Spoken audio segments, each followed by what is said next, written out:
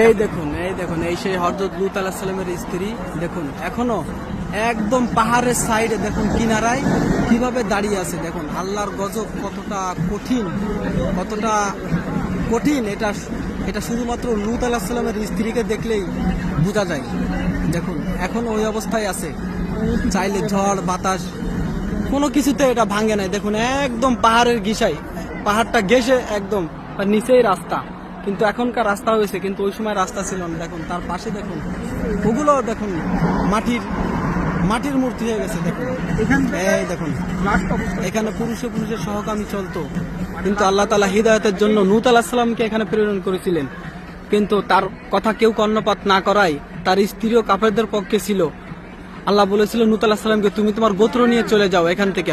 পরে যারা পিছন ফিরে দেখবে তারা মূর্তি হয়ে যাবে, কিন্তু লূত আলাইহিস সালাম সেই স্ত্রী পিছন ফিরে চাওয়ায় সে আজও এই অবস্থায় মূর্তি হয়ে দাঁড়িয়ে আছে।